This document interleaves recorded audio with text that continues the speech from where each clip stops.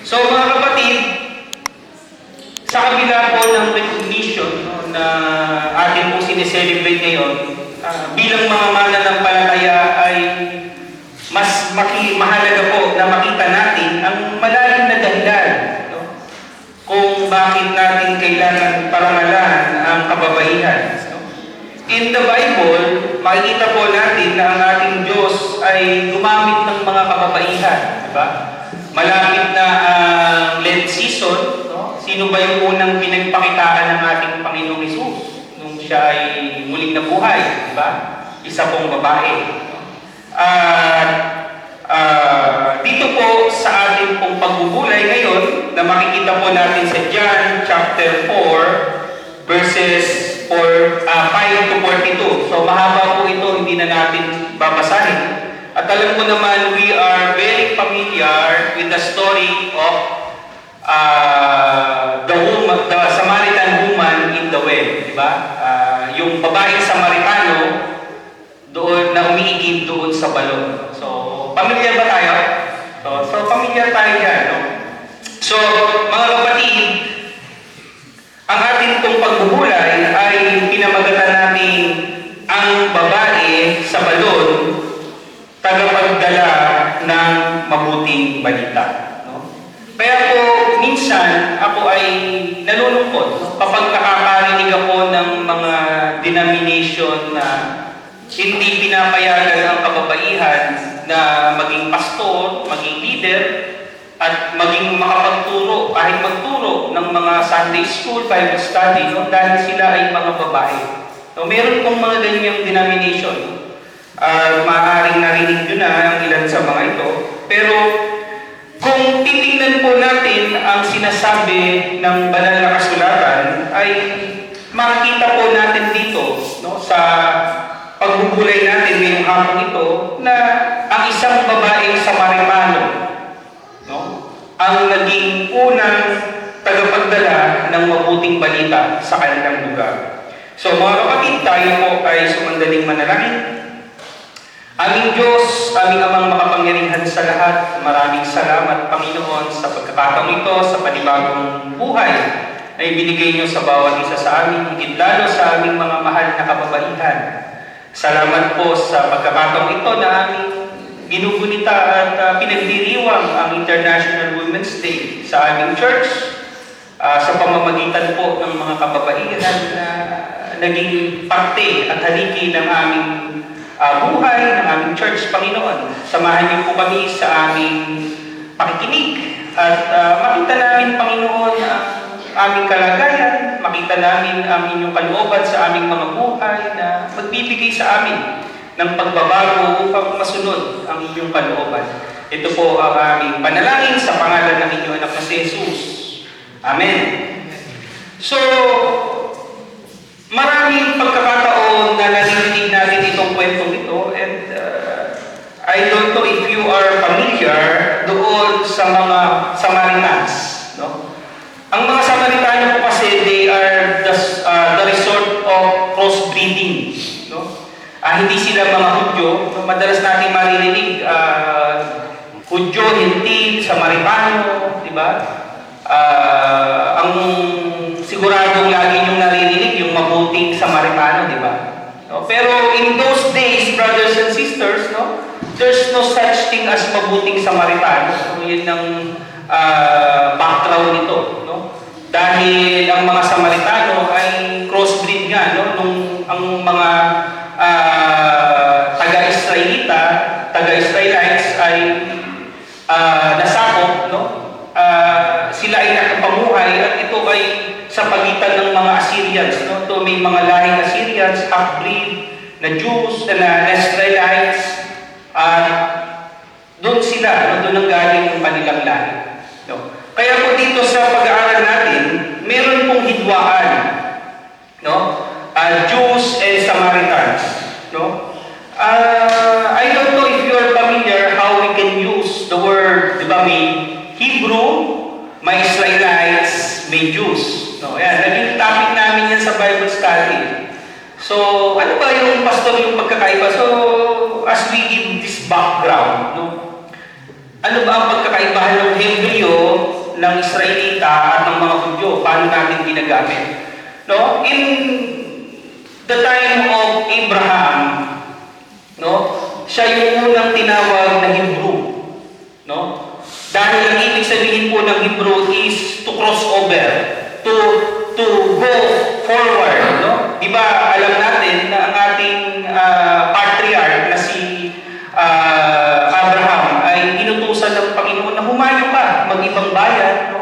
So doon po nagsimula yung Hebrew. No? At doon sa mga ancient times, tinatawag silang mga Hebrew. No? Paano naman, pastor, nagsimula ang Israelita? No? So, nung pong time ni Jacob, no, na nag-wrestle si Jacob, no, dun sa isang anghel ng Panginoon, no, at ito po ay pinapaniwalaan din na somehow related to the representation in the Old Testament of Jesus Christ, yung angel of God. Nag-struggle siya doon, so hindi na siya Jacob.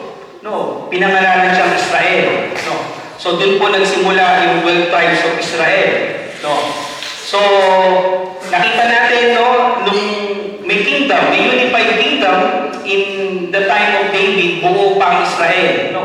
At meron pong northern kingdom and southern kingdom. No, sa southern kingdom na yung Judah. No, at doon yung bloodline ng ating Panginoong Hesus. No, nasira ang northern kingdom, ang natira ay yung southern kingdom. At yung Judah, from the word Judah, doon nag-evolve ang Jews. No, mga Jews. No, so gusto ko lang, minsan kasi sinasamantala din natin yung sa preaching, no, na makapagbigay tayo ng mga ganitong information. So, not all Israelites are Jews. No. Pero all Jews are Israelites. Pastor, sa uli yata niya. No. So, no, kasi nga, dahil yung Northern Kingdom at Southern Kingdom, no, dahil nawasira ang Northern Kingdom, yung mga taga-Juda, sila yung tinagurian ng Hudyo. At yun po yung nag-exist until Jesus Christ. No, kaya ang si Jesus Christ, hindi niya ina-address ang sarili niya bilang Israelite. Tinatawag niya sarili niya Jew, King of the Jews, di ba? So, King of the Jews, doon po yun. No, so, nakita natin yung background, no, mga kapatid, na throughout history, meron po silang, merong hindi magandang relasyon. No? At yun po yung magandang ma-establish natin dito sa kwento. No? At yung kalagayan ng babae sa lipunan noon, no, alam naman natin na hindi po pinapahalagahan ang mga babae noon. Walang boses sa pampublikong buhay. Hindi po sila itinuturing na tagapagdala ng mensahe. No, alam niyo ba, hindi po pwedeng mag-witness ang babae noon. No, ganun kabigat ha. Kasi pag witness ng babae, automatic hindi paniniwalaan. No? Pero ang irony po nung ating pagbubulay ngayon, yung babae Samaritano siya ang tagapagdala ng mabuting balita. No? So, yung personal na buhay, no? Sabi nyo kanina, pamilyar kayo doon sa babaeng Samaritano. No? Ilan ba yung naging asawa ng babaeng Samaritano? Sige nga. Ha? Pang-pito. Yan. Pang-pito yung Pero bago siya nakausap ng ating Panginoon, nakaliman na siya. Imagine, no? Tapos yung asawa niya na kinakasama, hindi pa niya asawa yun. So, ganoon po, no? At ayon po sa ating Panginoong Hesus, no? Ay sa mga panahon na ganoon, hindi po itinuturing na normal ito. Dahil nga yung status ng kababaihan noon, nakita natin very conservative, very ideal, no? Kaya po, ang babaeng ito ay tinuturing na outcast, no? Outcast. At sa kabila po noon, mga kapatid, ang ating Panginoong Hesus ay pinili siya bilang maging saksi, no? Makausap ng ating Panginoon. So meron po tayong tatlong puntos dito. Una po, hinanap ni Jesus ang babaeng tila nakalimutan ng lipunan.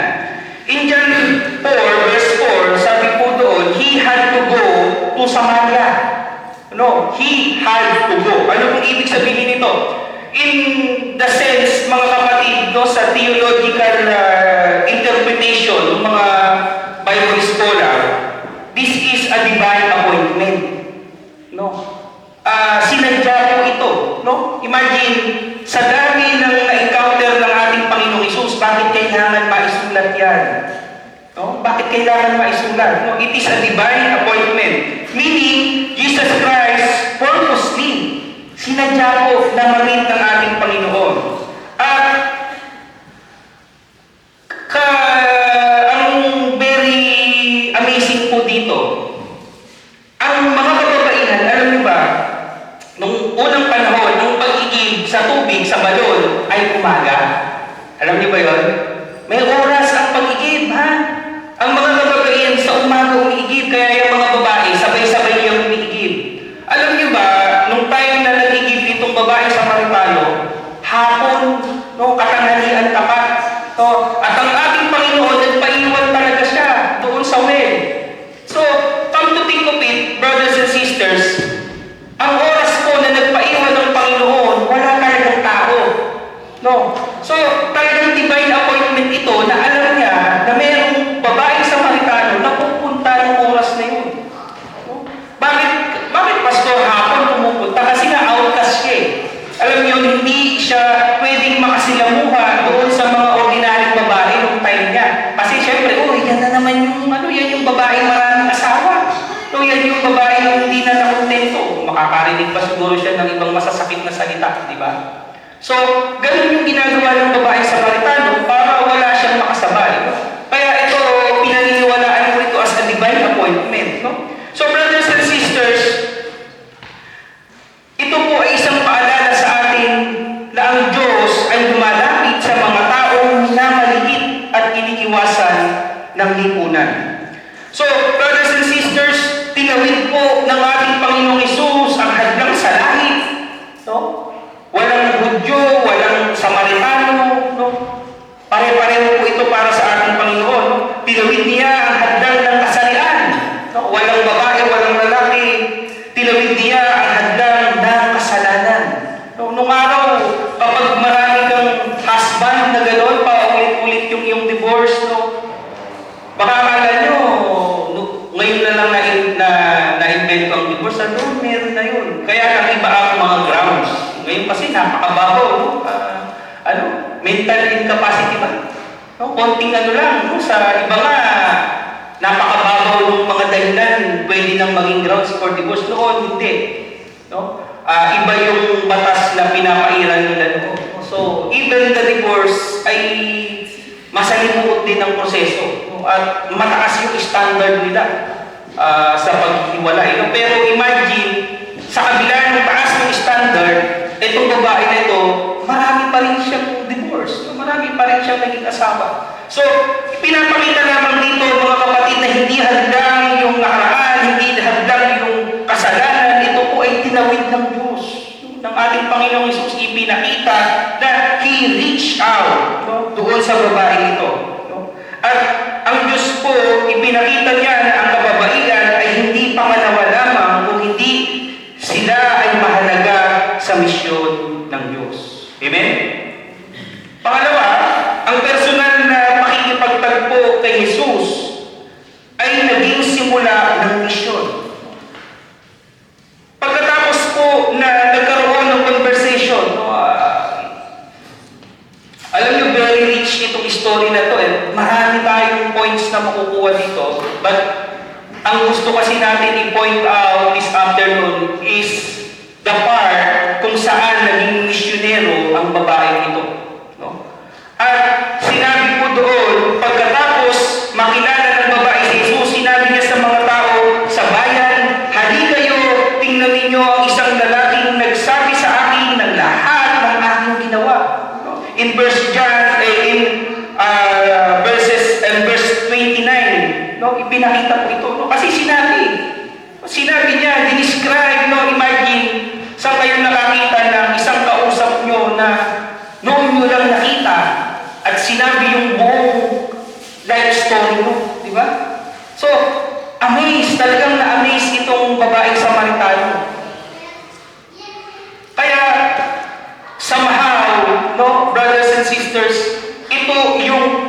naging sandigan ng babaeng ito. No? In spite ng lahat ng kanyang pagkukulang, in spite ng kanyang kalagayan, no? Importante pala. Ito po yung pinaramdam ng ating Panginoon sa babae ito. Hindi po siya theologian, hindi siya leader, hindi siya perfecto. Pero ang ating Panginoong Hesus ay nagbigay ng halaga, no, sa babae ito. At ito po ang isang personal na karanasan. No? So, in our lives, brothers and sisters, kapag may mga times na dumadaan tayo sa kadiliman ng buhay, may mga pagsubok, no? Dumarating talaga yung pagkakataon na napapatunayan natin na importante pala tayo sa Diyos. Mahalaga pala tayo sa Diyos. At kilala pala tayo ng Diyos. Ang Ebanghelyo ay kadalasang kumakalat hindi sa pamamagitan ng mga eksperto. Hindi sa pamamagitan ng mga taong nakaranas ng pagbabago sa kanilang buhay. Sometimes we don't need too much knowledge, brothers and sisters.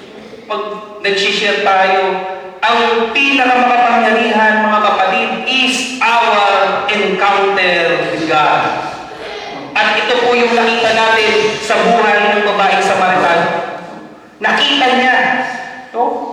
Naranasan niya, nakapag-usap siya, nakilala siya ng ating Diyos. No?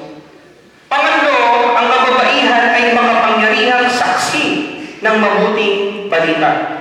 In verse 39, sinabi, maraming Samaritano sa bayang iyon ang sumampalataya kay Jesus dahil sa patutuo ng babae.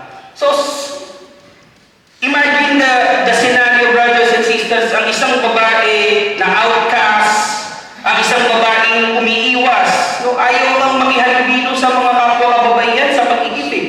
No? Maaaring hindi man lang siya nagsasalita. But the moment she encountered our Lord Jesus Christ, umagos, ano, yung mensahe, nagsalita siya, nag-proclaim siya ng kadakilaan ng ating Panginoong Hesus. At iyon po ang naging very powerful para ma-evangelize yung mga tao doon sa kanyang lugar. Siguro, makikita natin, nakakapagsalita pala siya.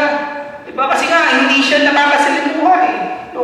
Ganun pala yung nakita natin yung pagbabago sa kanyang buhay. No? Baka ang babae ito ay puno ng pighati, ang kanyang mukha ay hindi maipinta. Ngunit nung mga panahon na ipinuproclaim niya, na nakita niya ang Mesaya, ibang ningning, no? Sa kanyang mga mata ang nakita ng mga tao. At ginamit niyo po yun ng Panginoon upang mabago ang maraming Samaritano sa kanilang lugar. Isang babae na dati ay iniiwasan ng lipunan ang naging dahilan upang isang buong komunidad ay makakilala kay Jesus. Ipinakita nito na ang Diyos ay gumagamit ng mga hindi inaasahang tao. Ang kababaihan ay mahalagang bahagi ng misyon ng simbahan. Ang patutuo ng isang buhay na nagbago ay makapangyarihan. So, that is the difference, brothers and sisters, of encountering a true God. Na na-encounter natin ang Diyos sa ating mga buhay at yun ang magbibigay sa atin ng kapangyarihan to share the word, to share the gospel powerfully. So mga kapatid, sa ating mga kababaihan, sometimes, sa ating makabagong mundo, masyado tayong nagiging abala. Pero mga kapatid, tandaan po natin, tinawag kayo ng Diyos na maging tagapagdala ng mabuting balita. Ang kwento po ng babaeng Samaritana ay nagpapaalala sa atin na ang karanasan, ang pananampalataya ay isang patutuo. At ito po ay maaari natin maging daan upang makilala ng iba ang ating ating Panginoong Hesus. Sa social media, madalas nating nakikita yung mga kababaihan, nagiging sentro ng mga jokes. Pag daw masakit ang ulo, si Jimmy nakatingin, pag masakit ang ulo, tapalan daw ng pera, mawawala ang sakit ng ulo. Pag daw yung asawang lalaki gusto umiskot, hindi daw pinapansin. Pag sinabi ng asawang lalaki, Hans, sweldo na, bigla daw nagigising. Gano'n. So, maraming nagiging joke ngayon sa kababaihan. But, tapos, meron pa akong nakita, asawa ni Hussein ba yun? Model na babae. Asawa siyang foreigner. Sinuot niya yung salamin nung, hindi pala, may isang vlogger din, sinuot niya yung salamin ng asawa niya. Bago niya isuot yung salamin ng asawa niya, lahat ng nakikita niya, maayos. Ang linis-linis ng bahay. Kung sinuot niya yung salamin ng asawa niya, ang gulo ng bahay. Pumunta siya sa kusina, maayos yung kusina nung sinuot niya yung salamin ng asawa niya. Ang gulo, ang daming hindi nahugas ang pinggan. Ano yung pinapakita? Na in the eyes ng mga women, wala talagang maayos lahat. Kailangan, yung may argument, kailangan may So, yan yung ipinapakita ngayon. Pero, kababawan lang for the sake of fun. But, nowadays, brothers and sisters, mas kailangan in the sense na ang mga babae will stand up in faith. Hindi na, wala na tayo sa panahon na nasusuppress yung karapatan. Ngayon nga, mas kinikilala ang karapatan ng mga kababaihan. Yung mga bata nga doon sa social media, sa ini-interview, sabi ng isang bata, my father is the king. Tapos sabi niya, but my mother is the queen. Sabi niya, and she decides. So, ganoon po makapangyarihan ng mga kababaihan ngayon. So, why not? Why not use that sa ating pamilya, sa ating komunidad, sa ating trabaho to share the Word of God. Sa ating pong simbahan, mga kapatid, kilalanin po natin at suportahan ang ministeryo ng kababaihan. Ang simbahan ay tinawag upang maging lugar kung saan ang kababaihan ay pinapahalagahan, ang kanilang kaloob ay ginagamit, at ang kanilang tinig ay naririnig. Mga kapatid, ang misyon ng Diyos ay hindi lamang sa mga kalalakihan. Ito po ay para sa buong katawan ng ating Panginoong Jesucristo. So, as a church, brothers and sisters, wala pong kababaihan, wala pong kalalakihan. We are all part of the body of Christ. At meron po tayong partisipasyon sa misyon. Sa atin pong lahat, mga kapatid, ang bawat mananampalataya, lagi niyo po itong narinig, kapag tayo mananampalataya, we are all ministers. Tayong lahat po ay merong partisipasyon na ibahagi ang mabuting balita sa mga taong hindi pa nakakakilala. Ang babae ay hindi naghihintay na naging perfecto siya bago siya magpatotoo. Ito yung struggle ng maraming mananampalataya ngayon. Kasi pastor, hindi kasi ganun kalahim ang aking kaalaman sa Biblia. Baka pag ako tinanong, hindi ako makasagot, kaya nananahimik na lang.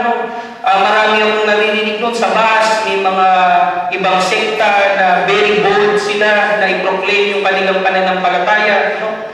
Tapos yung mga talagang nasa tamang pananampalataya, tahimik lang kasi pag sila tinanong, so paano kayo maliligtas? Kasi hindi ko alam, pastor, baka magkamali ako ng sagot. So hindi na yan dahilan ngayon. Dapat ang mga kababaihan at lahat tayo, we must equip, ready to defend our faith at all times. So, mga kapatid, agad siyang nagpunta. Let's all learn sa babaeng Samaritano. Agad siyang nagpunta sa kanyang bayan at sinabi niya, halika kayo at tingnan ninyo. Ang mabuting balita ay hindi dapat itinatago kung hindi ito ay ipinabahagi. So, brothers and sisters, as we celebrate International Women's Day, ang kwento po ng babaeng Samaritana ay nagpapaalala sa atin ng isang mahalagang katotohanan na ang Diyos ay gumamit ng kababaihan upang dalhin ang mabuting balita sa mundo. Alam niyo ba, sa komunidad ng mga Samaritano, siya ang kauna-unahang misyonero. No? So imagine na ang change na ginawa ng babae ito sa kanyang komunidad. Ang isang babae na dating iniiwasan ng lipunan, ang naging unang misyonero sa kanyang bayan. Maaaring ang kwento po ng marami sa atin ay hindi perfecto. Maaaring ang marami sa atin ay may sugat ng nakaraan. Maaaring ang mga taong patuloy na humuhusga pa rin sa atin dahil sa ating pagkatao. Ngunit kapag ang isang tao, mga kapatid, babae man o lalaki, ay nakatagpo ng ating Panginoong Hesus, ang kanyang buhay ay magiging daluyan ng mabuting balita. Amen? So napakahalaga, brothers and sisters, nung we have encountered the presence of God in our lives. So brothers and sisters, sa araw na ito, isa pong paalala sa atin na ang kababaihan ay hindi lamang bahagi ng kwento ng Ebanghelyo. Sila po, tulad ng babae sa balon, ay tagapagdalhin ng mabuting balita. Papuri po sa Diyos sa pangalan ng Ama, ng Anak at ng Banal na Espiritu. Amen.